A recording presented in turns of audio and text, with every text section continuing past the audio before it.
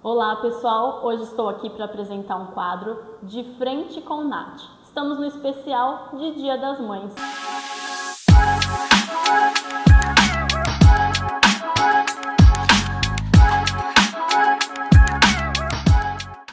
E a minha convidada de hoje é ninguém mais, ninguém menos que a Kátia. Kátia, se apresente para o pessoal, seu nome, sua profissão, conte um pouco aí para nós. Eu sou a Kátia Bolognese, sou nutricionista, trabalho com a nutrição voltada para crianças autistas e eu também sou mãe atípica de uma linda menina de 8 anos, a Maria Rita. Olha, eu confesso para vocês que foi proposital o meu convite para a Kátia. Eu gostaria muito de estar trazendo aqui uma mãe atípica, de uma criança atípica, então estou conhecendo a Kátia pela primeira vez hoje, gente, acredita? Se quiser. Eu conheço a Kátia pelas redes sociais, estou de olho nela há um bom tempo. Fico de olho ali no conteúdo que ela traz na rede social e aí decidi convidar a Kátia. Kátia, vamos para a nossa primeira pergunta. O que é ser mãe? Ser mãe é servir. Uau, verdade. É o ato de servir o outro. Eu acho que é o amor que mais se aproxima ao amor de Deus. Com certeza. Gente, olha, por essa eu não esperava. Eu vou concordar, Kátia. Conte pra nós com quantos anos você foi mãe. Eu fui mãe aos 35 anos. E veio aí a Maria Rita e nós não sabíamos o que viria pela frente, né? Geramos total expectativa, como toda mãe gera durante a sua gestação. E como foi essa gestação? Foi tranquila? Foi uma gestação muito tranquila, muito amada e muito desejada, principalmente porque eu já havia sido avaliada por 5 médicos de que eu era estéril. Uau, olha, você me arrepiou. Então, um presente de Deus. A Maria Rita veio como o meu milagre, né? Uau, que bonito. Kátia, conta pra nós um pouco como você percebeu algo de diferente na Maria Rita, quando foi esse primeiro momento? Nós percebemos uma diferença na Maria Rita com 4 meses, porque a Maria Rita ela não dormia. E a gente percebeu uma agitação fora do contexto, fora do normal ali. E os médicos falavam que era normal, que aquilo iria passar quando ela entrasse numa escolinha ou numa creche, iria aumentar a atividade cerebral dela e aquilo ia melhorar, só que não melhorou. Com 1 ano e 8 meses, a Maria Rita começou a ter regressão do que ela havia aprendido, então parou de dar tchau, parou de tomar as coisas no canudinho, começou a falar na terceira pessoa e com 2 anos e 4 meses nós começamos a fazer uma intervenção, mesmo sem um laudo ainda, e aos 3 anos ela foi laudada. Ela foi laudada por um médico? Por um médico, isso, por uma neuro. Tá. E como foi esse primeiro momento ali de descobrir que a Maria Rita era autista? Qual foi o seu sentimento? O meu sentimento foi de ficar sem chão, porque é aí que vem toda aquela expectativa que você gera durante a gestação e que naquele momento ela é quebrada, até você entender que a expectativa é sua e não da criança, né? Não é porque a sua expectativa é que a criança tem que atingir aquilo. Para mim foi muito difícil, porque era um caminho novo a ser desbravado, eu não entendia nada sobre o autismo, então eu fiquei ali por um tempo em luto e neste tempo a Maria Rita ficou no limbo. Por que eu chamo de limbo? Porque ela ficou sem tratamento nenhum nesse tempo, porque eu não aceitava. Esse luto seu foi mais ou menos quanto tempo? Eu fiquei 6 meses nesse luto. E durante esses 6 meses a Maria Rita ficou sem tratamento algum? Sem tratamento algum. Estacionou. Isso é algo muito interessante, né? Porque eu até hoje não conheci nenhuma mãe atípica que não passou por esse processo de luto.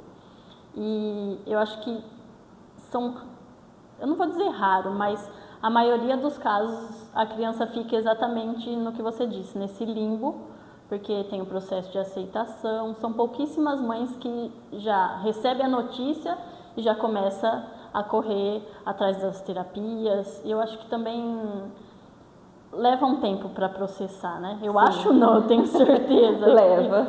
E cada mãe e cada mulher num tempo diferente. Eu conheço mulheres que ficam aí 1 ano, como você disse, 6 meses, 3. Sim, é um luto. E eu só acordei desse luto um dia que eu acordei e a Maria Rita teve uma crise muito forte, muito forte. E naquele momento eu olhei para ela e falei, se eu não fizer nada agora, ninguém vai fazer. Ela depende totalmente e exclusivamente de mim. E foi naquele momento que eu acordei. E aí eu comecei a ir atrás, né? Então foi onde a gente começou a intervenção.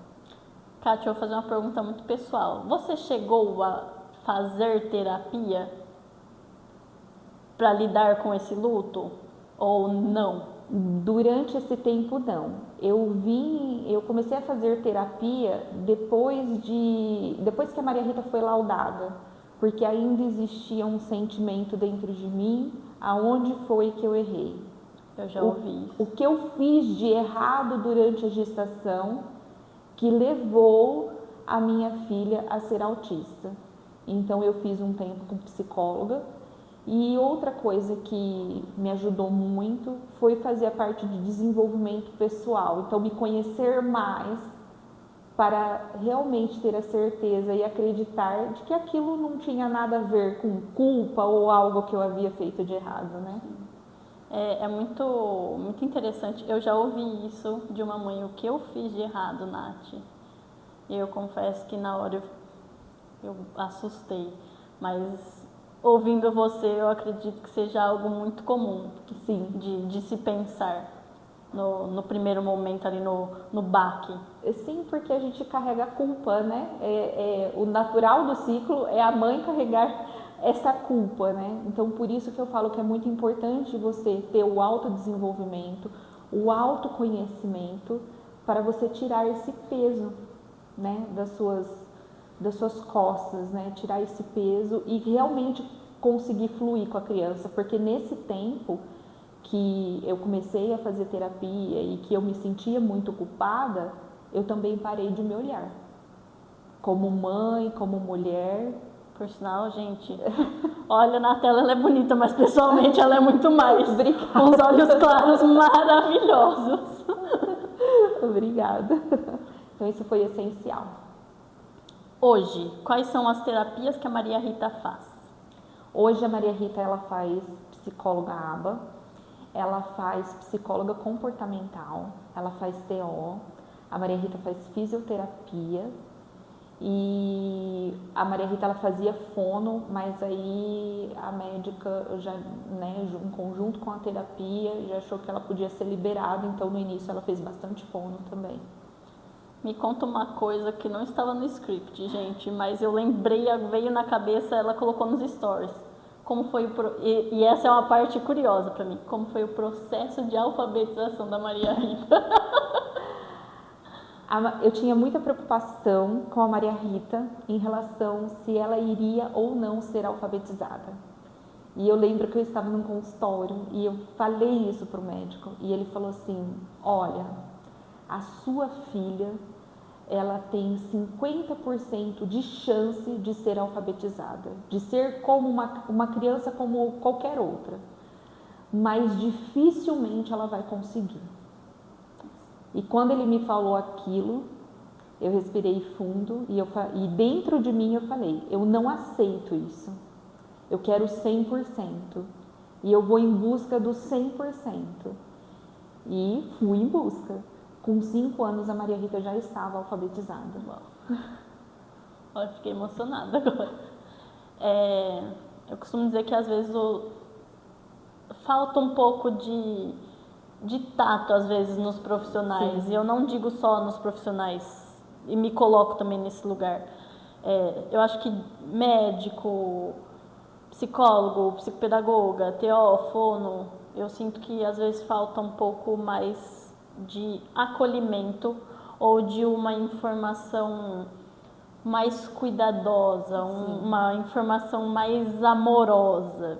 Enquanto profissional, eu sempre penso em trazer isso para os meus pacientes e para os meus pais também. Mas eu sinto que isso falta, e eu vi isso da boca de um médico um tanto quanto pesado, né? Ele poderia ter colocado talvez as palavras de uma forma mais delicada. Sim, eu acredito. Falta mais humanidade, né? Mais essa aproximação humana mesmo, né? Não só a parte teórica, a parte de conhecimento, mas essa humanização que eu sinto que os pais, eles precisam muito. Porque é tudo em volta da criança. Mas dificilmente os pais passam, principalmente a mãe, por uma consulta em que o profissional fala. Como é que você se sente? Como você está? Isso é verdade. E às vezes é só isso que a mãe precisava ouvir naquele momento, né? Ou às vezes só um abraço, né, Kátia? Ou só um abraço, né? Porque não é fácil. Eu imagino. Como é sua rede de apoio, Kátia? Conte pra nós se isso é importante. Muito importante, muito, é de extrema importância. Porque o cansaço e a exaustão, ela chega a ser extrema. Quando eu descobri que a Maria Rita era autista, eu estava numa cidade que eu não tinha os meus pais e nem ninguém da família do meu esposo. Então, quem foi a minha rede de apoio naquele momento foram as minhas amigas. E elas foram, com perdão da palavra, uma puta rede de apoio, assim. Porque elas acolheram e elas abraçaram isso de uma forma muito grande. E só que a Maria Rita, ela precisava de mais tratamento, pessoas mais especializadas. Então, na cidade onde eu estava não tinha. Então, eu tive que sair de lá e no início eu também tive que parar de trabalhar. Você veio de onde? Eu morava em Caraguatatuba, no litoral norte de São Paulo. Uau! Então, eu tive que parar de trabalhar para dar mais assistência à Maria Rita e precisava também continuar com rede de apoio. Os meus pais estavam aqui. Então, eu voltei para cá, porque aqui tinham profissionais mais especializados, tinha um neuropediatra, e foi aí que eu consegui iniciar um tratamento. Lá eu fazia intervenção e aqui um tratamento mais focado para o autismo. E aqui hoje a minha mãe é a minha rede de apoio. 100% a minha mãe hoje é a minha rede de apoio. Mãe cuidando dos filhos sempre. Sempre. Como é para Maria Rita ser uma criança autista? Ela tem isso claro para ela? Sim. Nunca foi um tabu para nós falarmos de autismo em casa. A Maria Rita uma vez me fez uma pergunta e ela me perguntou por que ela era diferente. E eu expliquei para ela que todos nós somos diferentes, ninguém é igual a ninguém. E cada um com as suas características, e que é preciso respeitarmos o outro e exigir que o outro nos respeite também. Eu falei assim para ela: todos nós somos filhos amados de Deus, e eu potencializo isso todos os dias nela. O quanto você é linda, o quanto você é maravilhosa, o quanto você é capaz, que você pode tudo o que você quer. Basta você lutar por aquilo. Então, hoje eu sinto nela que ela não sente mais essa diferença. Ela não sente, e ela sente que ela é uma pessoa muito capaz. Porque quando eu falo assim para ela: você vai ter prova. E aí? Ela fala: eu sou capaz, eu vou conseguir. Você vai para uma festinha onde tem muito estímulo, cheiro, cor, barulho, pessoas diferentes. Você quer ir? Quero, porque eu consigo superar isso. Então, isso foram coisas que nós, como pais, fomos trabalhando nela. Então, ela tem muito claro que ela é autista e que todos nós somos diferentes, porém, todos nós somos muito amados. Com certeza. Me fala um pouco da sua profissão. Você atua na área, você já atuou? Conta para o pessoal aí o que você já fez. Eu sou nutricionista de formação, mas nunca havia trabalhado com a nutrição clínica, sempre voltado para a área de restaurante, merenda escolar. Quando eu descobri que a Maria Rita era autista, eu comecei a estudar a nutrição voltada para o autista. Então, tudo aquilo que o alimento impactava na vida do autista. E tudo que eu aprendia, eu aplicava na Maria Rita. A Maria Rita, ela teve, naquele momento, que ela saiu de uma criança que não formava frase, que não dormia, que falava na terceira pessoa, que fazia xixi e cocô na fralda.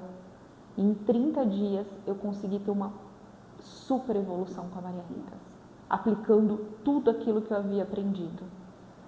Se eu falar para você que existe uma dieta para autista, eu vou estar mentindo. O que existe é o básico bem feito para a criança e para qualquer indivíduo, né? Porque a alimentação, ela é a base de tudo. Só que eu sempre falo isso para as mães. Como é que você quer exigir bons comportamentos de um cérebro se você alimenta esse cérebro somente com porcarias? Exato. E aí também vem a parte, porque um dos calcanhares de Aquiles de todas as mães é a seletividade alimentar. Quando a criança vem com a seletividade alimentar, é importante a gente olhar para essa criança sem julgamento, tanto para a mãe quanto para a criança. Por quê? Porque se ela está comendo alimentos com calorias, alimentos vazios, as porcarias do dia a dia, e é só aquilo que ela aceita, eu não posso tirar. Mas, um passo de cada vez, eu posso transformar. Então, num processo como esse, a gente trabalha a ansiedade dos pais em relação à alimentação da criança e a gente trabalha um passo de cada vez com a criança. Eu já atendi muitas crianças autistas. Como nutricionista, eu precisei parar e agora estou me preparando para voltar novamente. Por favor, volte. Precisamos de profissionais na área. Eu acho que toda mãe procura um pouco da praticidade quando vai montar a lancheira do filho, né? E em alguns momentos as porcarias é muito mais prático, né? O industrializado do que espremer um suco de laranja. Eu falo que eu não sou mãe e eu também não julgo, porque imagina o quanto é corrida a vida de vocês. E fora essa correria, o trabalho, a casa, o marido, sim. Então tem muitas coisas, mas é interessante, eu falo que é um assunto que é muito pouco tratado e que é um assunto que eu acho de extrema importância e tem saído muitas pesquisas, né, fora do Brasil, que me corrija se eu estiver errada, por favor, a área não é minha, que fala da alimentação do glúten, da lactose, dos doces. Exatamente, e essas pesquisas, elas vêm saindo por quê? Porque hoje quando a gente atende uma criança, ou quando você olha para uma criança ou um indivíduo, né, autista, você não pode olhar esse indivíduo só como um cérebro, você tem que olhar esse indivíduo como um todo. E quando a gente fala de alimentos inflamatórios, como glúten, caseína, açúcar e por aí vai, nós também estamos falando que esses alimentos inflamatórios, estamos falando de neuroinflamação também. Então, eu preciso tirar para o resto da vida. No início nós tiramos da Maria Rita 100% e depois fomos reintroduzindo e vendo qual seria a reação. Mas ela come a livre demanda? Não, não é a livre demanda. Mas também eu não vou falar para vocês que uma vez ou outra minha filha também não come um Mac. Então, a retirada, ela precisa ser feita com muita consciência. Porque às vezes você recebe uma criança que só come miojo. É só aquilo que ela come. Eu vou tirar? Se é só aquilo que ela come? Vai comer o quê? Né? Não, então é isso que a gente faz. Acalma os pais, explica como vai ser o processo, trabalha em conjunto com as outras terapias, porque o comer, ele não é só sentar e comer, ele é sensorial. Então tem muita coisa que você precisa trabalhar e eu sempre falo que às vezes você continua dando miojo para a criança e vai trabalhando a aproximação da criança com o alimento. A gente vai trabalhando o tocar, o cheirar, o conseguir porque tem crianças que não suportam nem ver o outro comendo. Temos casos de crianças que vomitam, tem enjoo só de ver a outra pessoa comendo. Então, olha quanta coisa você precisa trabalhar. E juntos, sempre trabalhando os pais, porque a alimentação, ela se torna um estresse também. Quantas mães não perdem a cabeça? Eu também já perdi a cabeça numa mesa, porque a Maria Rita não queria comer.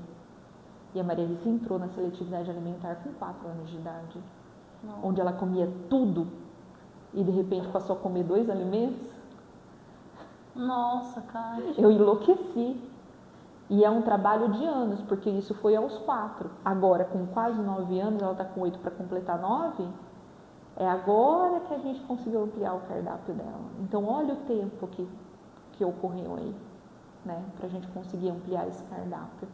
Então, por isso que eu falo que tem que ser sem julgamento, o profissional que atende, que recebe esses pais, não pode julgar e tem que saber trabalhar. Como é que eu vou transformar aquele miojo numa alimentação saudável, sem tirar o único alimento que a criança está comendo naquele momento?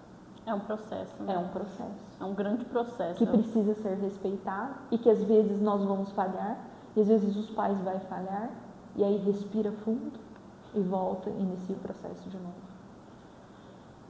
Você acha importante os profissionais estarem bem entrosados e conversando entre si nas Muito terapias? Importante. Entrosados e não competindo. Não existe competição. Você falou algo muito importante, isso confesso que me incomoda muito. Eu sinto uma competição muito grande naquela situação de vamos ver quem é o melhor, mesmo que somos de áreas distintas. Sim, porque eu posso aprender com você, você pode aprender comigo. E juntos, o nosso único objetivo é a evolução daquela criança. Não é trabalhar nem com o meu ego e nem com o seu. O objetivo é a evolução da criança. Então, todos se reunir, estar entrosados para que a criança evolua. O seu ego você trabalha em terapia. Não é saber quem é o melhor ali, né? E isso também envolve o médico. Porque tem médicos que acham que são endeusados. Verdade. São grandes deuses, eu sei tudo, eu posso tudo. E o restante dos profissionais que vem abaixo, exatamente. Eu já fui me importa. Extremamente julgada por médicos. Ouvi muitos comentários. Isso é modinha de nutricionista. Isso que você está falando não tem comprovação científica.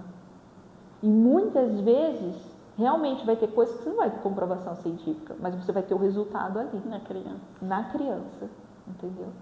Então, acho que o médico também, que se une com os terapeutas, está aberto a entender, aprender com eles e eles com o médico, né? Sem ter ali o endeusado, o ego, eu sou melhor que todo mundo, não. Né? Então, isso é muito importante. E não acontece, eu vejo que não acontece isso. São raras as exceções, raríssimas eu diria. Kátia, o que você aprendeu sobre autismo que você gostaria que alguém tivesse falado para você lá no começo, ou que você gostaria que as mães soubessem? Isso, assim, é algo que até me emociona muito. Se eu pudesse falar sobre isso, eu falaria, e eu gostaria que alguém tivesse falado isso para mim. Autismo não é sentença. Não é sentença. Teu filho não tem uma sentença, não é uma sentença de morte, não é uma sentença que seu filho nunca vai aprender nada. E o teu filho, ele vai ter desafios, assim como a minha teve também. A minha tem atrasos? Tem, mas ela também tem habilidades. E hoje eu prefiro muito mais trabalhar os atrasos e focar nas habilidades. Porque às vezes um profissional me trazer que a Maria Rita não tem foco, que a Maria Rita muitas vezes não consegue ficar ali naquele lugar parada, não consegue aprender como outra criança, isso daí eu já sei. Mas só que ela tem habilidades X, Y, Z. E o que a gente vai trabalhar para melhorar isso? E o que a gente pode focar nessas habilidades e trazer essas habilidades para melhorar esses atrasos aí que ela tem? Então, o autismo não é sentença. para ninguém. O autismo não tem cura, mas eu acredito que a criança ela pode andar dentro do espectro. Se hoje ela é nível 3 de suporte, ela pode ser nível 2, ela pode ser nível 1. Você acha que a escola e que a sociedade está preparada para dar suporte o suficiente? Não, eles não estão preparados porque a sociedade eles criam um modelo de criança. A criança não pode gritar, a criança não pode correr, a criança tem que sentar, chegar num restaurante, sentar e ficar quieta, a criança não pode ter formas diferentes de aprender na escola, tudo tem que ser ali, ó. Dentro da caixa, né? Dentro da caixa. E por que não sair fora da caixa? E por que não sermos diferentes também? A Maria Rita aprende hoje matemática através dos hiperfocos dela. O profissional que atende ela hoje tem essa sensibilidade de trazer hiperfoco, transformar em problema de matemática, para que ela possa aprender. Por que não fazermos diferente, então? As pessoas precisam parar de julgar mais, né? Hoje, eu fiquei 1 ano sem sair com a minha filha de casa. Nossa. Sem sair com ela de casa. Hoje nós saímos e eu explico para ela, estamos indo num lugar assim, que você vai encontrar isso, isso, isso. Se você não estiver se sentindo confortável e precisar sair do lugar, você me avisa. Se você precisar desorganizar, porque ela já sabe, ela sente quando ela vai desorganizar, você me sinaliza e a gente vai criar um cantinho do grito. Que aí ela grita e aquilo alivia ela. E se eu estiver num shopping, como já aconteceu, e minha filha tiver uma crise, e o que ajuda ela é a deitar no chão, eu não toco nela, eu fico ali só para observar se não está se machucando, não vai machucar alguém. E eu já cheguei a deitar do lado dela também. E tá tudo bem. Porque quando o outro julga, é mais sobre ele que ele está falando e não sobre mim, nem sobre ela. E eu ensino ela isso todos os dias.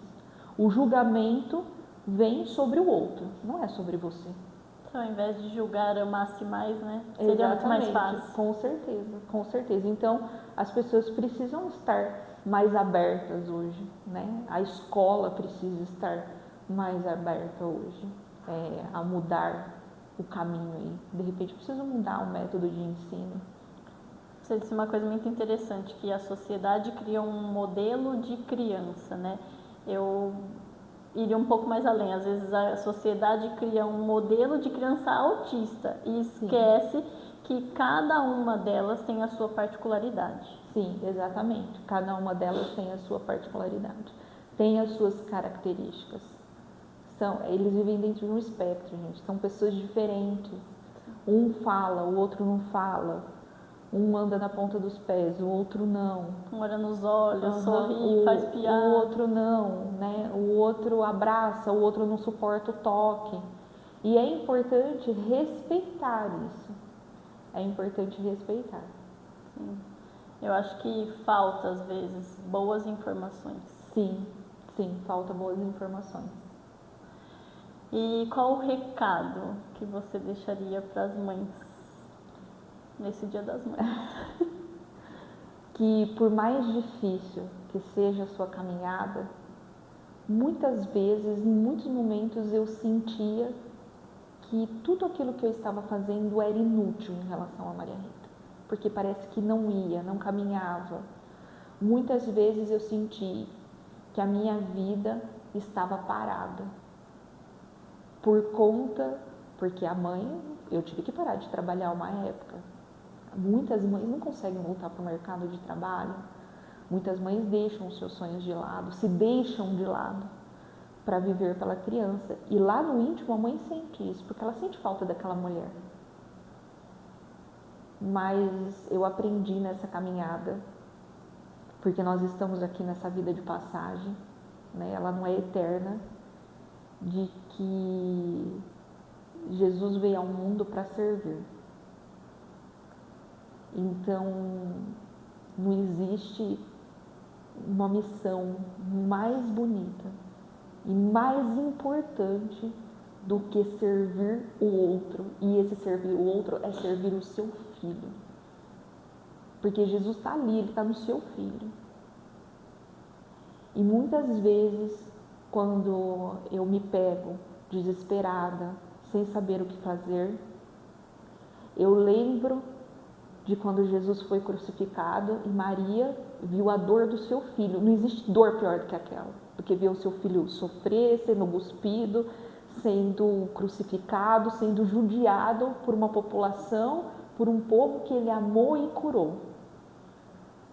E como Maria foi mãe naquele momento, independente de religião, como ela foi mãe, como ser humano ali naquele momento.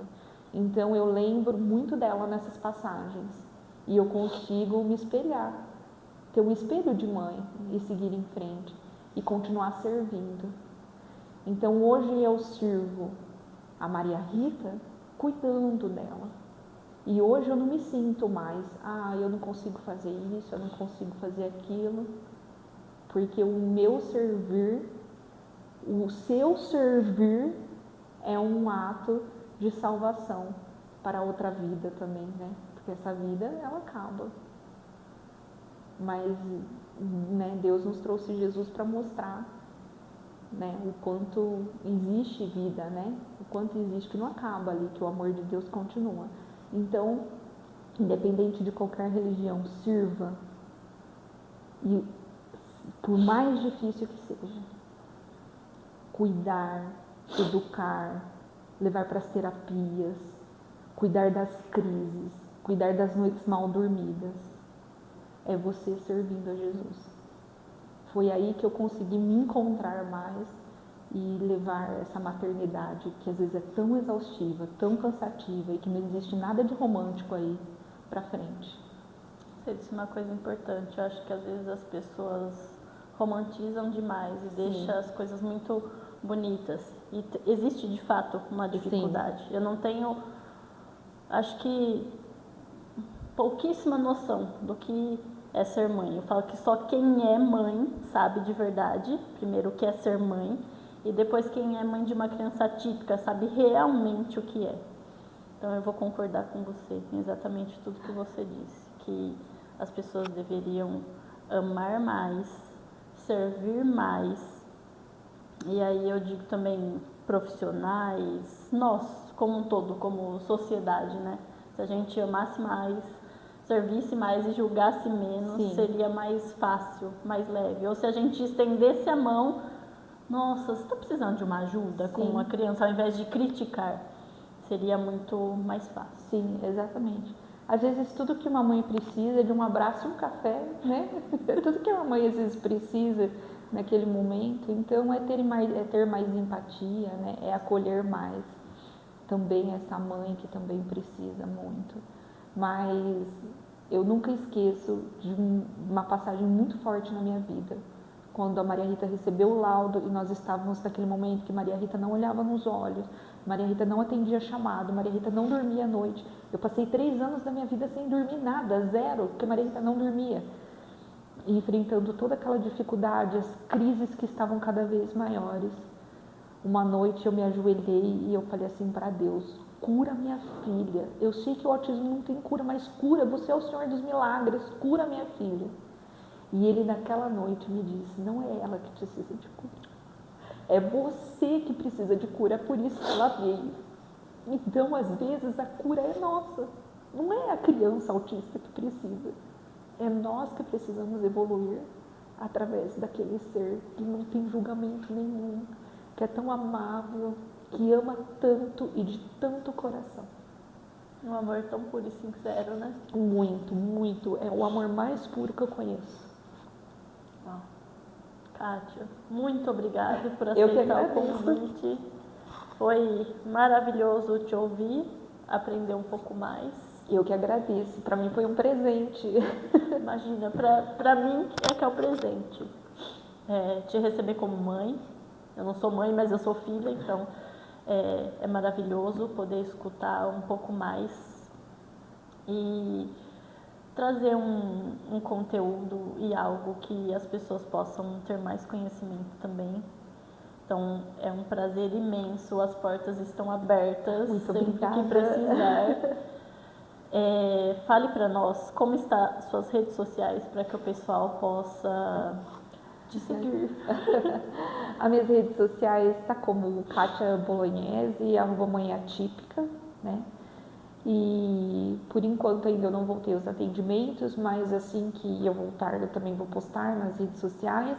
E ali eu também posto muito conteúdo sobre o nosso dia a dia, sobre as nossas dificuldades, sobre o meu cuidado como mãe também, e sobre dicas de alimentação, falando sobre a evolução da criança.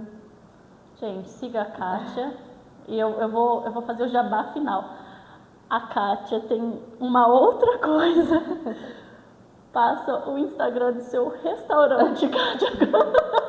Eu tenho um delivery de comida japonesa, é o Della Pashua Sushi. E lá está como @DellaPashua Sushi, que o sushi também ele foi criado porque eu não conseguia voltar para o mercado de trabalho, e justamente ele foi criado para que nós possamos criar mais dinheiro para lidar com o tratamento da Maria Rita, porque tem algumas coisas que a gente precisa pagar à parte, quem é mãe atípica sabe disso. Então foi por isso que nasceu Della Pashua Sushi, né? Hoje quase todo o dinheiro que a gente cria ali é voltado para o tratamento dela. Então, se você gosta de comida japonesa, fica o convite para experimentar o nosso delivery. Por favor, gente. Eu vou experimentar. Eu não conheci, ou melhor, eu só conhecia o Instagram, mas nunca provei. Mas depois eu venho contar para vocês. Não tenho dúvida de que é delicioso, porque só pelas fotos, minha nossa. Kátia, muito obrigada. Muito obrigada. Eu que agradeço. O prazer é todo meu. Feliz Dia das Mães. Obrigada. Que Deus te abençoe. Amém. Continue lhe concedendo sabedoria. Muito educar obrigada. a Maria Rita. E desejo tudo de melhor. Muito obrigada. Obrigada. Feliz Dia das Mães para sua mãe também. Obrigada.